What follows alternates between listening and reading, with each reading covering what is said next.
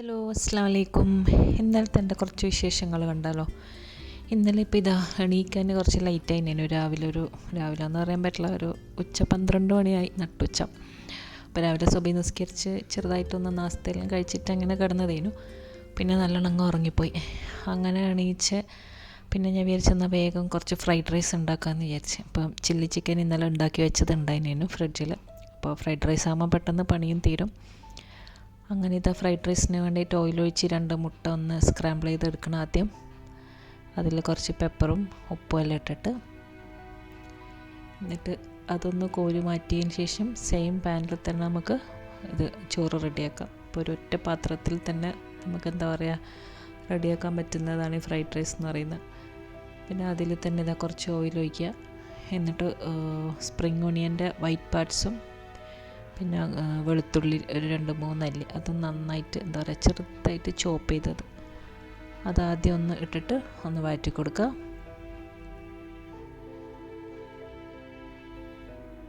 ഇത് ഞാൻ കുറേ പ്രാവശ്യം ഉണ്ടാക്കിയൊരു ഫ്രൈഡ് റൈസാണ്. ഇതിൻ്റെ റെസിപ്പി ഞാൻ മുമ്പ് ഷോർട്സിൽ ഇട്ടിട്ടുണ്ടായിന്. അപ്പോൾ കഴിച്ചിട്ട് എല്ലാവർക്കും ഭയങ്കര ഇഷ്ടവും എന്താ പറയുക റെസിപ്പിയെല്ലാം ചോദിച്ച് എല്ലാവർക്കും ഇഷ്ടപ്പെട്ടു എന്നെല്ലാം പറഞ്ഞു ഞാൻ. അപ്പോൾ ഇടയ്ക്കിടെ ഉണ്ടാക്കുന്നതാണ് ഈ ഫ്രൈഡ് റൈസ് എന്ന് പറയുന്നത്. അപ്പോൾ അതൊന്ന് സോട്ടായി കഴിഞ്ഞാൽ അതിൽ ക്യാരറ്റും ക്യാപ്സിക്കം ഇടുക. ക്യാബേജ് ഉണ്ടെങ്കിൽ അതെല്ലാം നിങ്ങൾക്ക് ഇഷ്ടമുള്ള പോലെ ഇടുക. പിന്നെ കുറച്ച് ബീൻസ് ഇട്ട് കൊടുക്കുന്നുണ്ട്.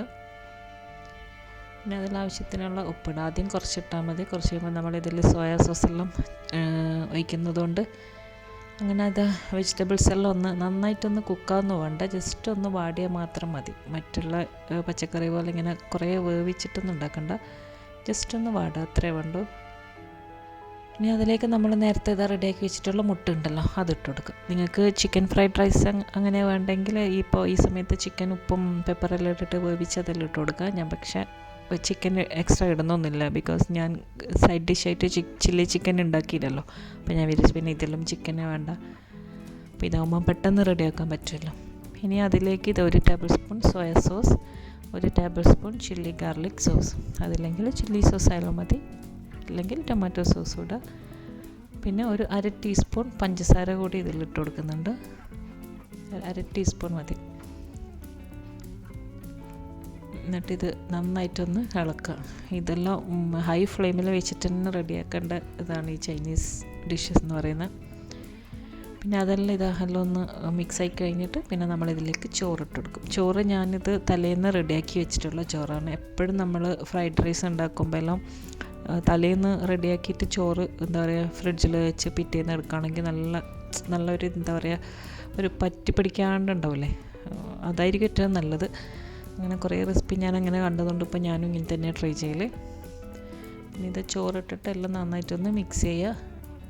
അങ്ങനെ സ്റ്റീലിൻ്റെ ഇതൊന്നും ഇടാണ്ട് പൊട്ടിപ്പോകാണ്ടിരിക്കുക ശ്രദ്ധിക്കുക. ചോറ് വുഡൻ സ്പാറ്റില അങ്ങനെയാണെങ്കിൽ ഏറ്റവും നല്ലത്. പിന്നെ അതിലേക്ക് സ്പ്രിംഗ് ഓണിയൻ ചോപ്പ് ചെയ്തത് ഇട്ട് കൊടുക്കുക. അതെന്തായാലും ഇടണം, അതാണ് ഇതിൻ്റെ മെയിൻ ഹൈലൈറ്റ് എന്ന് പറയുന്നത്.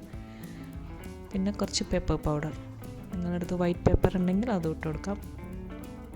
അതെന്നെ നിർബന്ധമൊന്നുമില്ല, അതിനായിട്ട് വാങ്ങിക്കൊന്നും വേണ്ട, പെപ്പർ തന്നെ ഇട്ടാലും മതി, ബ്ലാക്ക് പെപ്പർ തന്നെ. എന്നിട്ടെല്ലാം നന്നായിട്ടൊന്ന് മിക്സ് ചെയ്യാം.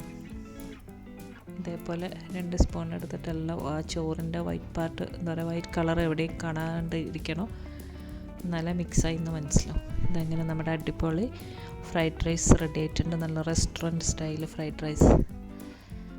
ഇനി അതും ചില്ലി ചിക്കനും കുറച്ച് ലൈം ടീ എല്ലാം കൂടി ഞാൻ ചോറൊന്ന് കഴിക്കട്ടെ. അങ്ങനെ ലഞ്ചെല്ലാം കഴിഞ്ഞ് ഇനി വൈകിട്ടായപ്പോൾ ഞാൻ വിചാരിച്ചൊരു പീസ് കേക്ക് ഉണ്ടായിരുന്നു ഫ്രിഡ്ജിൽ, ഞാൻ ഉണ്ടാക്കിയതല്ല വാങ്ങിച്ചതേനു. അപ്പോൾ അതും കഴിച്ചു. അപ്പോൾ രാത്രി നമുക്ക് ഡിന്നറൊന്നും വേണ്ട, ഇന്ന് പാർട്ടി ഉണ്ടായിരുന്നു. അപ്പോൾ ഇന്ന് അങ്കിളുടെ മോളെ വീട്ടിൽ ഡിന്നറിന് വിളിച്ചിരുന്നു നമ്മളെ. അപ്പോൾ അവിടെ ഒരു പാർട്ടിക്ക് പോകേണ്ടത് കൊണ്ട് പിന്നെ ഇവിടെ രാത്രി ഒന്നും പണിയില്ലേനു. അപ്പോൾ ഞാൻ വിചാരിച്ചു എന്നാൽ ഒരു 2-3 ദിവസത്തേക്കുള്ള ഈ ചപ്പാത്തി മാവ് ഞാനൊന്ന് എന്താ പറയുക കുഴച്ചിട്ട് വെക്കലുണ്ട്. അപ്പോൾ അതിങ്ങനെ ഫുഡ് പ്രോസസ്സറിലിട്ട് അതൊന്ന് കുഴച്ചിട്ട് റെഡിയാക്കി വെച്ച് അങ്ങനെ കുളിയെല്ലാം കഴിഞ്ഞ് നമ്മളിത് പാർട്ടിക്ക് പോവാണ് അങ്കിളുടെ മോളെ വീട്ടിലോട്ട്.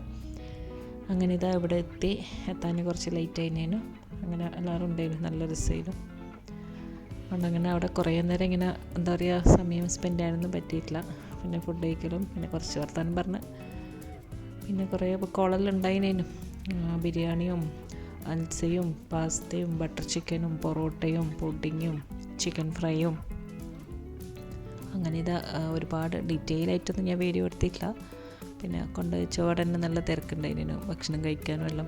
ലേറ്റായി പോയതുകൊണ്ട് അങ്ങനെ അവിടെ നിന്ന് ഇതാ പുഡിങ്ങും എല്ലാം ഉണ്ടായിന്. എല്ലാം കഴിഞ്ഞ് കുറച്ച് വർത്താനെല്ലാം പറഞ്ഞ് പിന്നെ ഇറങ്ങാനും ലേറ്റായി. അങ്ങനെ ഇന്നത്തെ വിശേഷം ഇത്രയൊക്കെ ഉള്ളൂ. അപ്പോൾ എല്ലാവർക്കും വീഡിയോ ഇഷ്ടപ്പെട്ടു എന്ന് വിശ്വസിക്കുന്നു. അപ്പോൾ നല്ലൊരു വീഡിയോ ആയിട്ട് ഇനിയും കാണാം ഇൻഷാ അല്ലാഹ്. അസ്സലാമു അലൈക്കും, ബൈ ബൈ.